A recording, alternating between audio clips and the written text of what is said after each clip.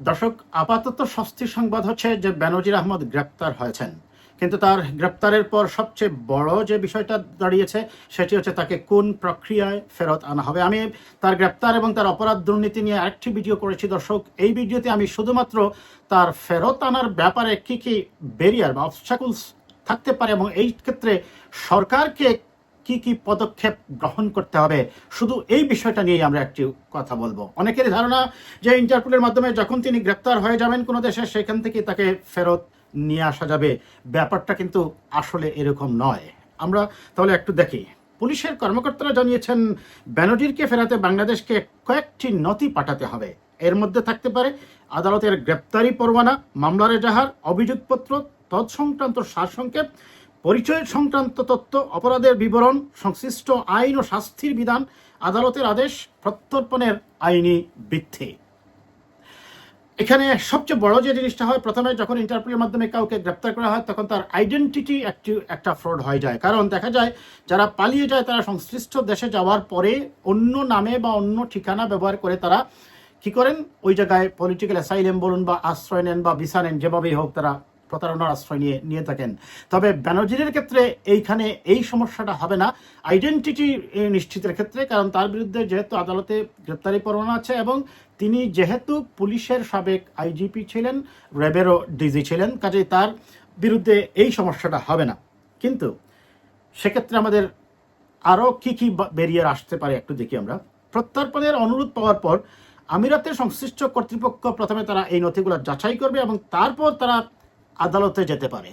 খেয়াল করুন, সেই আদালত দেখবে যে অপরাধের অভিযোগে বেনজির বাংলাদেশে দোষী সাব্যস্ত হয়েছেন বা যে কারণে বাংলাদেশ সরকার তাকে ফেরত চেয়েছে, এই একই অপরাধটা ওই সংশ্লিষ্ট দেশের আইনেও অপরাধ বলে বিবেচিত হয় কি না। এই ক্ষেত্রে সুস্পষ্টতই আদালত বেনজিরকে দুর্নীতি, গুম, খুনের ব্যাপারে অভিযুক্ত করে তার বিরুদ্ধে গ্রেপ্তারি পরোয়ানা জারি করেছে। সো এটা আবুধাবির আইন অনুযায়ীও সেটা বৈধ, কাজে এই ক্ষেত্রেও সমস্যা হওয়ার কথা নয়। অর্থাৎ এটাকে যদি আইনের ভাষা বলা হয় ডুয়াল ক্রিমিনালিটি, যাকে গ্রেপ্তার করা হয়েছে, তো সেই ক্ষেত্রেও এটা প্রমাণিত হবে বেনজিরের ক্ষেত্রে।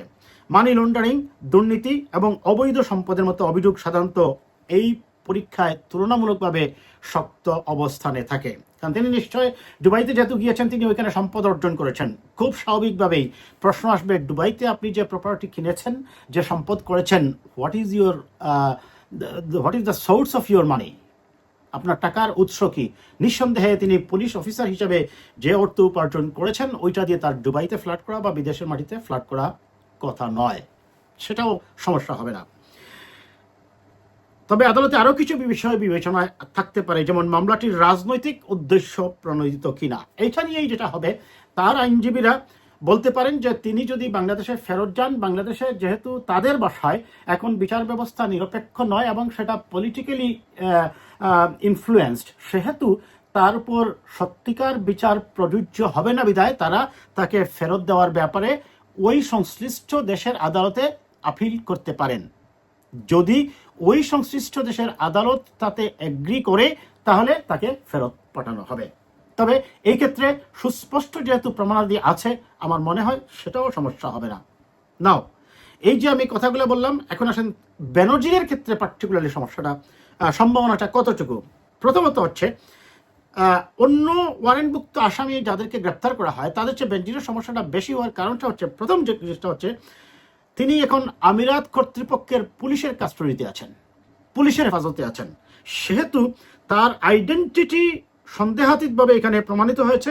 যেহেতু নিশ্চিত হয়েই যে বাংলাদেশ সরকারের সাবেক পুলিশের আইজিপি ছিলেন, নিশ্চিত হয়েই তারা গ্রেপ্তার করেছে, এটা সমস্যা হওয়ার কথা নয়। দ্বিতীয়ত, তার বিরুদ্ধে আর্থিক অপরাধ ও দুর্নীতি কেন্দ্রিক শেখ হাসিনার রাজনৈতিক নেতাদের বিচারের ব্যাপারে যে রেড নোটিশ জারি করেছে বাংলাদেশ সরকার বা ইউনূসের সরকার, সেটা এখন বিশ্বব্যাপী স্বীকৃত। সেই শেখ হাসিনা সরকারের অনুগত পুলিশ প্রশাসন হিসাবে তিনিও যে এটার সহযোগী এবং তার বিরুদ্ধেও সরকারের সুনির্দিষ্ট রেড নোটিশ জারি করা আছে, সেহেতু তাকে ফেরত আনার ব্যাপারে আমি মনে করি না এইখানেও কোনো সমস্যা হবে। তৃতীয়ত আসেন, তার বিরুদ্ধে বাংলাদেশের আদালতের গ্রেপ্তারি পরোয়ানা আছে।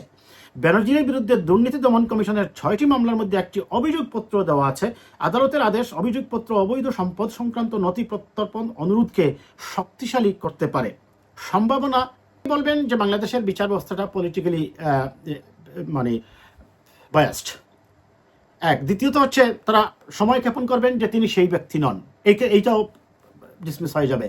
এবং পলিটিক্যালি বায়াস বললেও এটা গ্রহণ করবে না ওই দেশের সরকার, কারণ যেহেতু আবুধাবির আইনেও অর্থ মানি লন্ডারিং, অবৈধ সম্পদ উপার্জন এবং গুম খুনের অভিযোগে ওইখানেও তারা একই অপরাধী হলে তাদেরকে শাস্তি প্রয়োগ করে। এবং যেহেতু এটা এখন স্বীকৃত যে বাংলাদেশের শেখ হাসিনাও যে তার অপরাধের জন্য দেশ ছেড়ে পালিয়ে গিয়েছেন এবং তার সরকারের মন্ত্রী এমপি সহ প্রশাসনের কর্মকর্তারাও যে একই অপরাধী, কাজেই এটা প্রমাণ করার সমস্যা হবে না।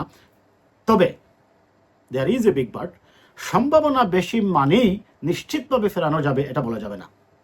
ব্যানার্জির পক্ষ থেকে তার আইনজীবীরা আমিরাতের আদালতে আপত্তি তুলতে পারেন। তারা দাবি করতে পারেন বাংলাদেশের বিচার নিরপেক্ষ হবে না, মামলাটি রাজনৈতিক পট পরিবর্তনের পর প্রতিহিংসামূলকভাবে এগিয়েছে, অথবা তার বিরুদ্ধে অভিযোগপত্র ও প্রক্রিয়ার ত্রুটি আছে। সহজ কথায় প্রক্রিয়ার ত্রুটি নিয়ে তারা যে প্রসেস বা আপিল করবেন সেটাকে জাস্ট কি করতে হবে, আপনার সময় ক্ষেপণ হবে।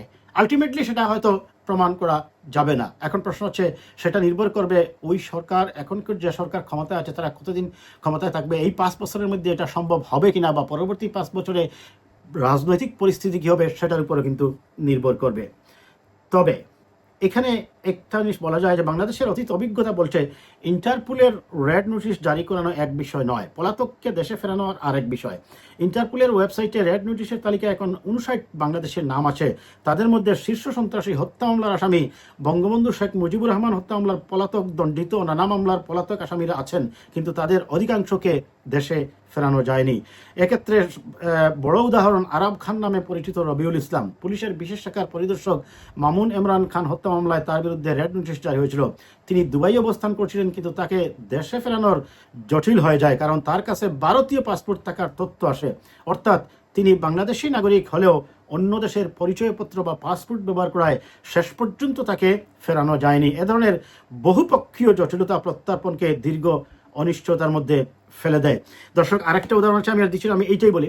তার মানে আমরা ব্যানার্জির যে এই ক্ষেত্রে এখন পর্যন্ত তিনি তো বাংলাদেশি পাসপোর্ট ব্যবহার করবেন আমরা সেটা জানি, কিন্তু যদি কলকাতা হাই কমিশন থেকে, কারণ যেহেতু তিনি ক্ষমতাবান, তাছাড়া শেখ হাসিনা ইন্ডিয়াতে আছেন, ভারত সরকার যদি তাকে একটি ইন্ডিয়ান পাসপোর্ট ইস্যু করে দেয় সেই ক্ষেত্রে ব্যাপারটা কিন্তু আরও জটিল হয়ে যাবে। তবে এই ক্ষেত্রেও আমি বলবো ব্যানার্জিকে ফেরানোর ক্ষেত্রে জটিল হবে না, কারণ তিনি তো প্রকাশ্যেই পুলিশের প্রধান ছিলেন এবং তার যে ছবি, তার যে পাসপোর্ট আছে, সেই পাসপোর্ট এবং আইডেন্টিটি কার্ডের সাথে তার যে ছবি আছে, সেই ছবিকে স্ক্যান করলে অটোমেটিক্যালি প্রমাণ হবে যে তিনি বাংলাদেশেরই নাগরিক এবং বাংলাদেশেরই পুলিশের কর্মকর্তা ছিলেন এবং অবৈধ কাজের সাথে জড়িত ছিলেন।